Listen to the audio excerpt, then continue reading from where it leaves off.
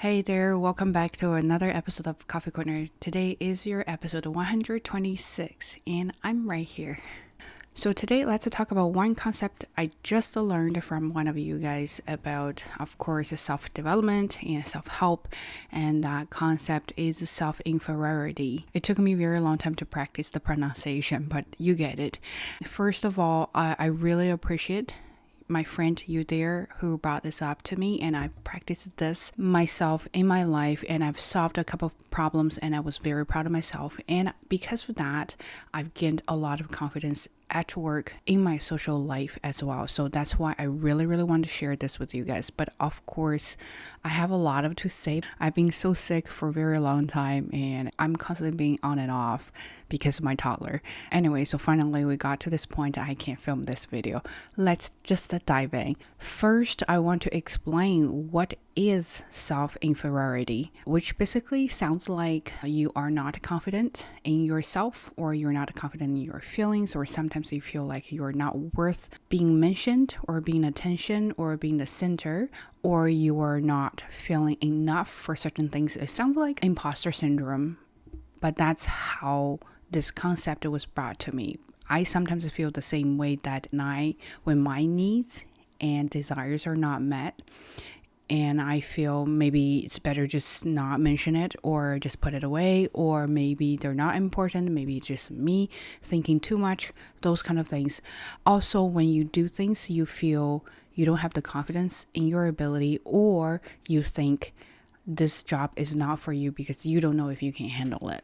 A lot of things like that can trace back to this concept. I do have my notes here to help me organize my thoughts, but I probably won't be able to follow every single thing there. But if you're interested in my notes, I've already posted on here, so you can go ahead and check it out. First thing is why we do have or we possess self-inferiority. Of course, we can talk about family origin, and that's always the main part in our childhood. Just because one twist your parents did, and it has huge impact in your future. That's always the thing. But what I want to say is not only about your parents, it's about your childhood, your upbringings, how you were taught, how you were interacting with other people, how you were treated by other people, when you need help, when your needs need to be acknowledged and met, and you didn't reach to the point you felt satisfied. That's how this concept was created. Based on what I learned from the little research I did on this concept, I find that the key word to this concept is repeated. If your needs or emotional needs or physical needs are constantly not met or acknowledged, and you created this self-inferiority to yourself, and you created a system or whatever you call that, maybe mechanism to protect yourself to get hurt, and that's how this thing has formed since your childhood. And that's why we talk about upbringings or your parents or family origin a lot of times, because that does have something to do with how you grew up mentally, physically, or emotionally. Second reason could be social comparison, which happens a lot, right? So when you do something and other people do the same thing, and you start to compare, that's by yourself. But how did you have the habit of comparing things? That's probably how you learned from your parents or your friends or your family members. When you were little, you started to learn things, and they of course would compare you with other kids. And when you start to achieve things, they would say, well, you should have achieved more because other kids had already achieved a lot more than what you do. That's how we started to grow this concept of social comparison. And for yourself, you always feel like you're not enough, and you cannot live up to the social expectations or even your parents' expectations because you're just not enough. You're never enough. That's how you have grown this internal system that you're hardwired to tell yourself constantly that you are not enough. And that's the second reason I think about this concept. The third reason is quite simple. Well, we're naturally born with certain personalities. Some of you extroverted, some of you introverted, and some of you really just don't care too much and think life is a life, you gotta just love it. And some people are perfectionists and you want to make sure everything is perfect. I think part of me is that kind of personality, and I want to make sure everything is perfect. Otherwise, I wouldn't be able to make myself happy, even though to other people, those things have done perfectly, but to myself, to my own standards, they're not. Then I start to criticize myself, and that's what we call the internal criticism, right? So we have already built this system in self, and it's hard to get rid of. And you can't just only talk about family origin. You have to also mention your own personality as well. Think about how those two factors combine and have those chemical effects on you, and then that's how you talk about yourself and start to recognize the patterns and start to really help yourself grow better. Very first example of myself to explain this concept is that I always have struggles with expressing my feelings. It's really interesting. You probably seen myself talking about how I feel every day in each episode and how I kind of learn and grow, things like that. But I do have struggles expressing myself in real life, especially in a relationship. I think most of the time I recognize the moments that I do not feel comfortable or feel happy, or I recognize that I feel sad or upset about certain things, but I do not to mention that to my partners or my friends or anyone. I don't want to bother them. That's my first reaction. I feel like those are my personal feelings. If I don't feel comfortable or I don't feel happy about certain things, that might be caused by them. It might be caused by them, it might not be. It could be just me, this type of person who always thinks too much or overreacts things. Those kind of feelings really bother me a lot. That means I have to bury my own emotions and feelings deep down. And eventually, you only have that much space to deal with your own emotions and feelings. But once you run out of your space, you're going to explode, right? So when is the point that you're going to explode? And that's when people think you're being ridiculous. Why all of a sudden from nowhere, you started to act like a crazy person. That's not because we're crazy just at the moment. It's probably because we've been crazy for a very long time, but we're trying to suppress our own needs at that moment so we don't bother other people. So we keep a safe space for ourselves to the point that we just cannot, and then we start to explode like a volcano. I remember my husband one time, back then when he was my boyfriend, he said, you gotta learn how to tell me how you feel. You can't just wait until you cannot and then start to explode, because to me it's very abrupt. I don't know what I did, right? And then you start to make a list of what I did that made you unhappy, which is not fair to me. I never thought about that, but I always remember what he said, that you gotta tell me how you feel. You can't just hold everything together until you could not and then start being told. That's too crazy on the other person. It's not fair to the other person as well. But again, back then, I think right now when I'm learning this concept, I think the reason I have been doing this, or I have been really suppressing my emotions and feelings, because I don't feel I'm worth it. If you think about yourself back when you were little children or anything, when you had a moment you felt like that was such a big deal to you and it made you really unhappy, what your parents' reaction were there? If you can think about that, did they respond to you right away to your feelings, or they just said it's not a big deal, you should just move on? How did they react at that moment? How did they repeatedly react to that moment, to your feelings, is the key. How you react to your own emotions right now. If you, let's just say, I really hope I have friends out there, share your own experience or journeys. And that would be really awesome, that if your parents reacted to your emotional needs properly when you were little, right now, do you know how to properly express your feelings with other people? So let me know how you answer these questions. And then of course, back then, most of you who listen to my podcast probably are similar to me, like we had a similar background, how we grew up probably also are similar too. I want to know how your parents reacted to your emotional needs when you were little. If I don't remember which episode I talked about this, I said, when you feel unhappy and people think you're overreact, that's a way they tell you you are wrong. If you are constantly told that you are wrong when you have such a feeling, you start to tell yourself that when I have this feeling, I am wrong, and it's not worth bringing this up to other person if that actually really bothers me.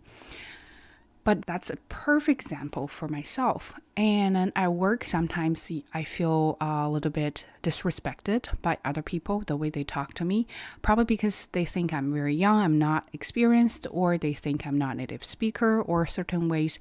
So in a work email or dealing with the clients or students, they talk to you with a little bit disrespectful tone. Or perfect example would be that they always spell my name wrong. And in the past, I was scared to correct them. I said, oh, why did they spell my name wrong? I really felt uncomfortable about it. I feel like, I was not respected by this person because the way they spelled my name, so you wouldn't even check. And anyway, so those kind of things. But now, what I learned in the past, since I started to discover this concept, I would just explicitly tell them, nah, by the way, you spelled my name wrong. My name's spelled like this. But if you are only using my name as example to showcase certain things, then ignore my message. So you want to be polite, firm, and assertive for yourself, for other people too, but you also want to make sure your message is heard, your feeling is heard. And that is very important, right? So the way you talk, the way you express is also very important. You can't just dump things to other people or start to make accusations. So that's how I learned about expressing my feelings. Another very perfect example, I has been constantly used in many, many areas. And for us, the biggest struggle right now is a lot of authors, content creators, they start to use AI to just generate their writing instead of have their ideas or draft ready and only have AI as assistant with maybe wording or grammar, things like that. So some of the board members detected AI usage in their writing. So we brought this up to the group and said, you guys, we're not accusing anybody else of using AI, but you have to cite properly or you have to make a credits for this. And one person jumped on, whatever you want to say, that was super mad, super offended. I shared that post on the website. Probably some of you guys already saw that. I felt so proud of myself. I handled that well. So I first recognized my anger, why I felt anger, because I felt like it was directly at me. And the second, I started to think about the way I was going to talk to this person or was going to convey this message. So I apologize for my wording that may sound a little bit accusatory. And then when I went to talk to my supervisor about this back and forth, he CC'd the previous manager on the email, which is fine. And she has been helping me a lot. And I love when she was on the team, so she could be helping me, supporting me, right? But the second email, when the supervisor didn't address who, just said that somebody just said, hey, this needs to be done. But he emailed the previous manager directly and CC me. So I, of course, didn't feel comfortable about this. In the past, before I discovered this concept, I would just ignore that and then tell myself, don't make a big deal, don't make a fuss, it's nothing, maybe he just made a mistake. Even when I was talking to my husband about it, my husband said, probably just a mistake. But again, it's not about you who has made this mistake. It's about me who is seeing this thing.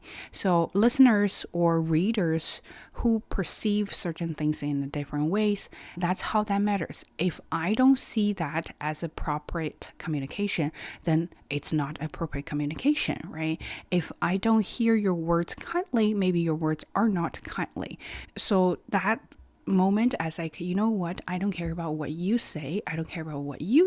I'm just going to go ahead and then make it clear. Say, hey, I just want to clarify, is this email to this person or to me? Who do you want to get on this project and to send this message? And then he he sent back without realizing what he did. And of course, I felt like this problem was not resolved at that moment. And I sent a further email saying that, oh, so because you didn't do this, you did that. So I thought it was for her, not for me. And then he actually explained the whole thing and apologized. I felt so much better. And I felt so confident in that moment that I was able to fight for myself and speak up for myself. And that's why I really appreciate this concept and really thank this friend out there that you changed me in certain ways, and I really love it. So anyway, this is a struggling with expressing yourself, and move on to the next concept. Another part might apply to more of a relationship, either romantic relationship or friendship or any kind of relationships you have in social life. It's you are constantly feeling overwhelmed. So this can be either way. So let's just talk about my example. So how I feel overwhelmed when I deal with the relationships.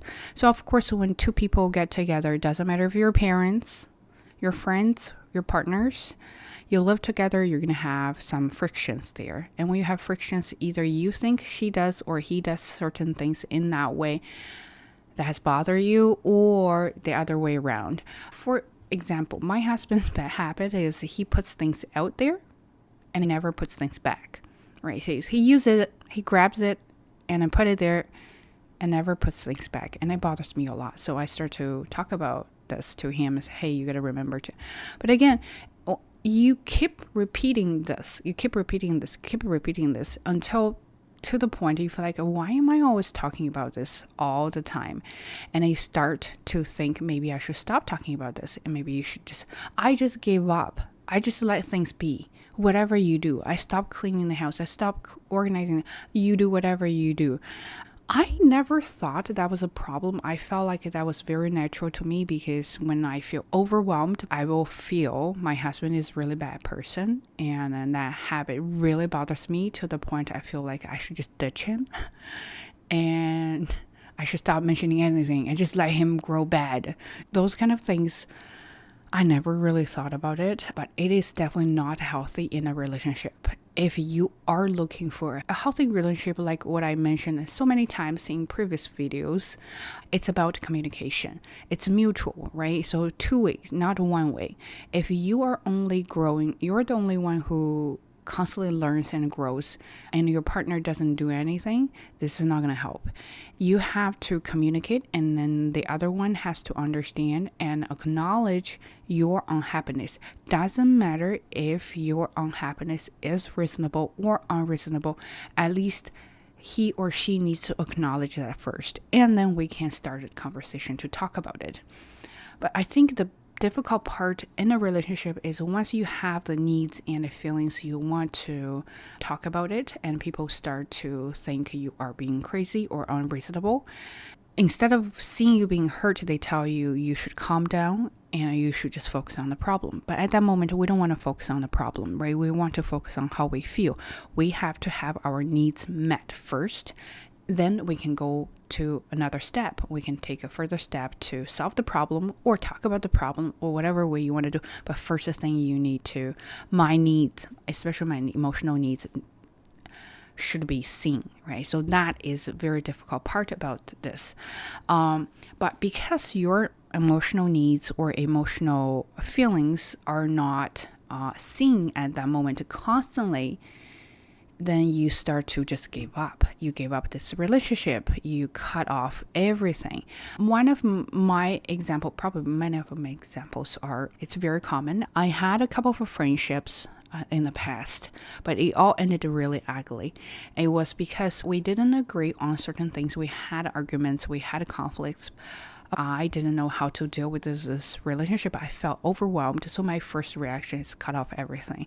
I blocked, deleted both my friends in a different period of time, and just decided to completely block everybody out of my life. And is that really right? Is that a healthy friendship I had at that moment? I don't know, right? I don't know if it's a good or a bad friendship back then, but I did enjoy their company back then. I felt like I could have done better job to maintain or either repair or even just to keep the distance but still friendly, But what I did was just totally giving up on this relationship. And I've learned a lot from that I'm very cautious with the friendship right now. I don't take further step very easily because I know I'm going to get hurt. And also I'm very cautious about expressing my own opinions and feelings to friends because I'm so worried that my feelings might overwhelm them, my opinions might offend them, and then they start to say, hey, I don't like that. And I can't accept I don't like that, this statement, though I said, you know what, go yourself, and then the end of the friendship. But now knowing why I did that makes me feel a lot better. It is something wrong with me when it comes to relationship, and I do want to learn better how I can deal with the negative things or voices in a relationship. It's not one negative thing ends everything. We should allow negative things, negative voices in our relationship, but we should also be able to say that, yes, you're right about it. I will think about how I can fix it, how I can change, how I can improve. Or we can say, no, I don't like it. That's not true. It makes me uncomfortable. Maybe we should sit down and talk about that again. Maybe there's miscommunication, misunderstanding, so we can really make it clear. But again, that's probably because I'm getting older and then I'm getting more mature about a lot of things that I can actually calm down and sit down and think about it. But I wish I could be introduced this concept way earlier, back to my 20s. I would love that. I probably had more friends or better relationship with other people. So anyway, this is how much I love this concept.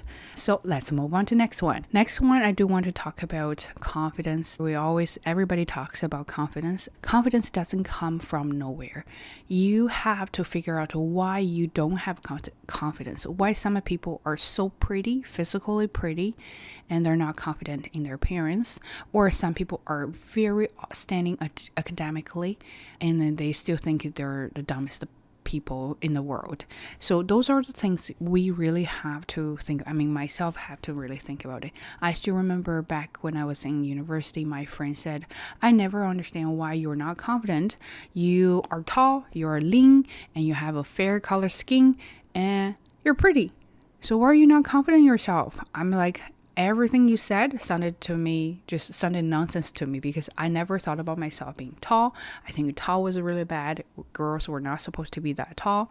And lean, I'm not that lean because I don't like my thighs. They're too thick. And my skin is fair. No, I don't think so. I think they're quite dark, right? Quite tanned. Those are the things.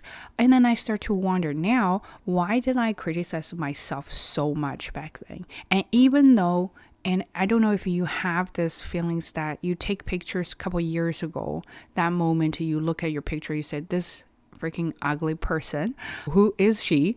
And now you look back at those pictures taken 2 years ago, you like, oh my God, I looked so good in that picture. I look so natural. I like my skin color. I like my, body shape. I like my posture, everything. But why? I think that comes from social comparison, cultural comparison, those kind of things. This is how we grew up. This is how we had to constantly criticize ourselves, even though there's nothing to be criticized. My parents, I still remember the first time they came to Canada to visit me, the first thing at airport my mom said was about my hair. I dyed my hair. Not crazy color. It was just literally like ash brown. Maybe not ash brown, but chestnut brown. Let's say that. First thing, after a couple years, 3 years we haven't seen each other, the first thing she said is, I don't like your hair color. It looks really unhealthy and ugly. Think about that. If you constantly live in that kind of environment, how can you not criticize yourself? Because that's kind of a force that has become a force of habit of yourself, that the first reaction is to criticize because you're always imperfect. Because if you don't criticize yourself, your parents are going to do that. Your friends are going to do that. Your teachers are going to do that. Your coworkers are going to do that. Everybody around you is going to do that if you don't do that first. So might as well just do that first by myself. And that's when you destroy your confidence. You don't give yourself a chance to stand up, to love yourself. And the self-validation is a part of that. You don't validate yourself in many ways. Your feelings. You are sad right now. Maybe because, well, you had a really bad food and you couldn't believe it, how bad that food was. And you were sad and you were telling your friends, I said, oh, that food really destroyed my whole day. And then he probably like, not a big deal. Why are you making such a fuss? And then you start to think, maybe I should not. And that's when you start to deny yourself, right? And then you are not validating your emotions that moment. You think, oh, being sad is really bad, so I should not be sad. So next time when I have a bad meal, when I see bugs, you're going to be like, don't worry about it. Don't make a fuss. Because you learned how to not validate your feelings. Again, when people say bad things to you or even mock at you, and you start to feel, no, they're just joking, don't make a fuss, because if you do so, they think you're that kind of person that you can't take jokes or things like that. Maybe it is not a joke to you. Maybe you do feel uncomfortable about certain things. Maybe to you, those are bad things to say and that they should not joke about. Right. One example just happened a couple of days ago. Very interesting. I saw a post or talking about the one person said, I said that's wrong. And the other person felt really bad and angry at me. I commented, it's not about languages, right? It doesn't matter what language you speak. It's about the way you speak. If the listener doesn't like the way you speak and they get mad, then it's not a good way to speak about it.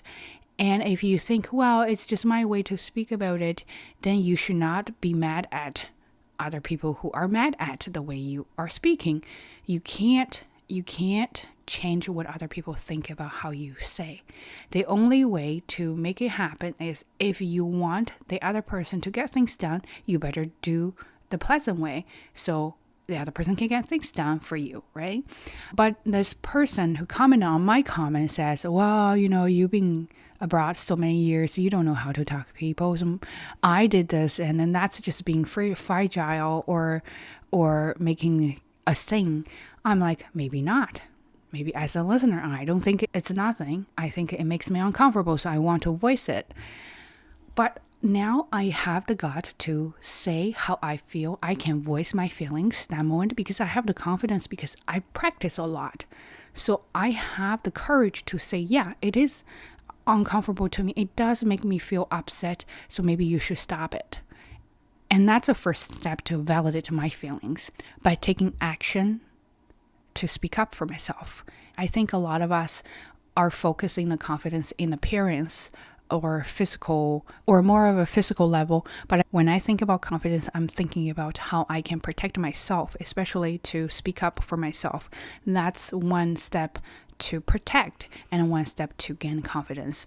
You can protect your feeling that moment. It's like you have a little child inside of yourself, and now you are the big sister, you are the parent, and you have the right and power to protect a little person who was not protected when he or she was little.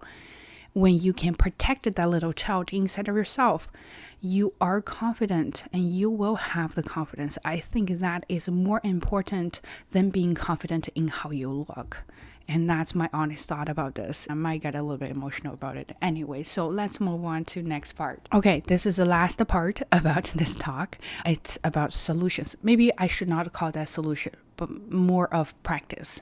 And then like what I said in the very beginning of the video, I practiced these techniques so many times that have given me a lot of confidence to protect myself even more in many ways, at work, in life, or dealing with other people, or even with the difficult people. I think that would be another great topic to talk about, dealing with the difficult people.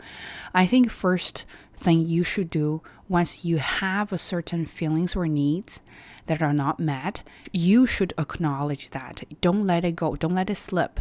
It's really easy to let it slip. You can just say, oh, I will do something else and shift my focus from this on to the other one and forget about it. The more you want to forget about it, the more furious it's going to come back at you. Acknowledging will be a very important step to take. If you are not happy, tell yourself, I am not happy at this moment. And then you can start to think about what makes you unhappy. Is there a thing or is there a person that makes you unhappy? List it and think about it. Don't worry if it's worth it or not. Anything for you is worth it. Your feelings are worth all the attention. Yourself are worth, maybe not to other people, but you should give the attention to yourself. This is the first step to love yourself, right? So acknowledge that. Second step for you to practice is give yourself a gentle assertiveness. For example, when you are feeling uncomfortable with the comments from other colleagues, you can inside of yourself tell yourself, this is not right to me, and I am really feeling uncomfortable about it. I should remember the feeling, and maybe at this time you were not able to stand up and say, well, you got to stop commenting like that because I don't like it, I feel offended. Maybe you cannot do that. That's fine. Maybe you can just simply walk away and say, well, let's just stop right there, and we'll come back and talk about other things. So give yourself that assertiveness will give you more courage to take a further step. If you can do that, just practice even just a little bit. Think about if you are a university student to live in a dorm with your roommates and your roommates constantly make noises that bother you. Maybe first step is to tell them, if you guys can keep the noise a little bit low, and I will be really appreciative. If they keep doing things like that, and then that's when you can take this situation to another step. Say, hey, I'm serious about it. I am really not feeling well. And then bring up all your symptoms to them and then let them know that you are not feeling well about noises. But again, speaking up for yourself costs. So are you able to pay for the cost and then do it? It will be a huge step for you to build that confidence, to build that self-worthiness. Next step will be, this is a very interesting topic and I always have, and I'm still trying to work on it, is feeling guilty. I don't know if you have this. Sometimes you do have unhappy feelings towards your parents when they say certain things, and then you start to bring this up, and then they tell you that you are really ungrateful. And when you are constantly told about how ungrateful you are towards them, and then you start to think about maybe you are an ungrateful person, and you start to stop expressing your feelings to them, and maybe just less communication with them will cause less problem, right? So that's how I feel about my parents every time when I talk to them. And there are certain things I feel not happy about what they say, or either they said something wrong and I really want to mention this and I want to set boundaries. But then people keep telling you that you are so ungrateful. You get what you want from them, and now you don't even appreciate what they did to you. And how dare you say this to them? But the thing is, I appreciate everything they did. I appreciate all their support and their unconditional love for me. But the thing is, we do have feelings, right? Doesn't matter if you're a daughter, your son, or your wife, your husband, your mother, your father. We are human beings overall. We have feelings. If certain things make us unhappy, we of course feel unhappy, but we should be able to have a right to bring this up. If ever you feel guilty talking about how you feel, maybe this is time to tell yourself to reframe your guilt. You are grateful for everything they do, but your feelings are also valid, and then you want to tell them, or you want to tell yourself that at this moment I do feel really uncomfortable about what they say, either about my appearance, either about my life choices or anything.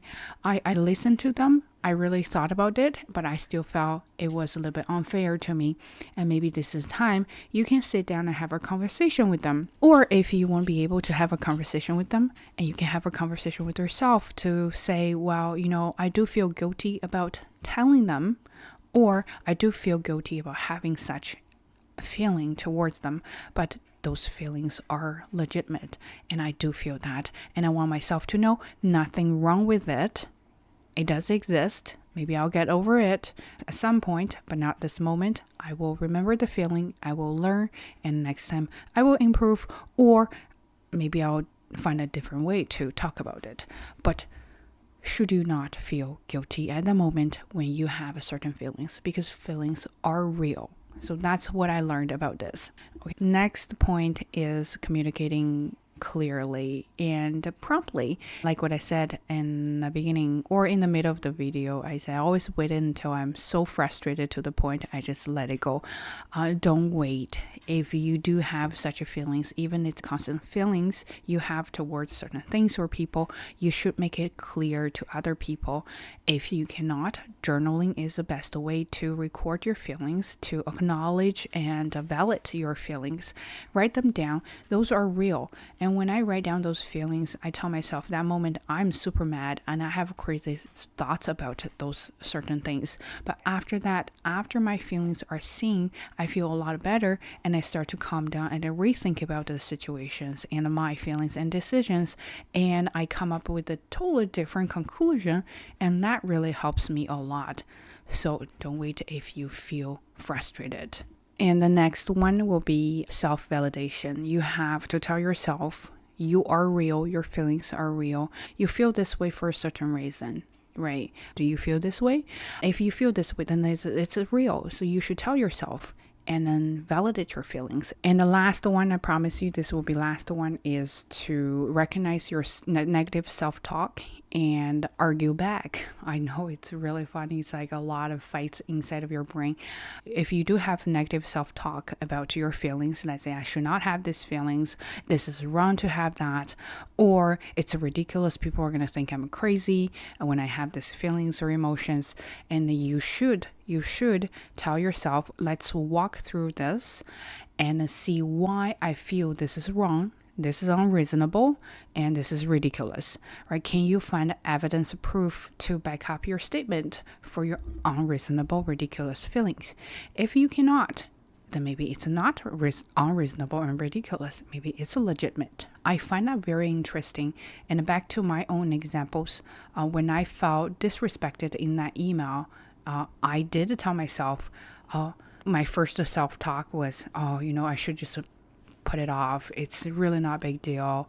And I think he just made a mistake. And me being ridiculous, I don't make a big fuss. And I was having whole conversation about myself, having such a feeling.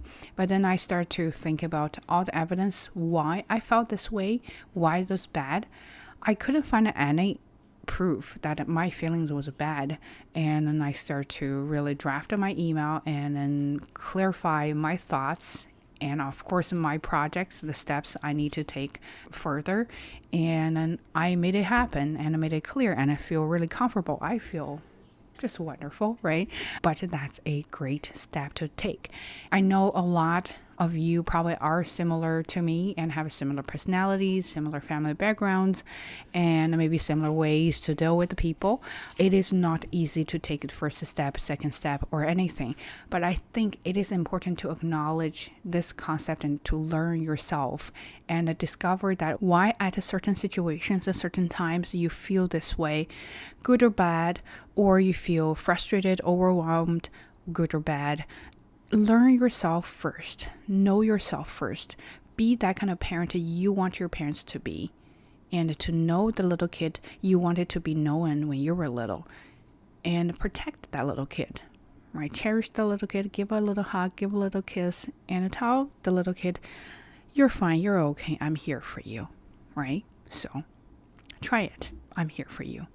So stay tuned and see you next time. Take care. Bye.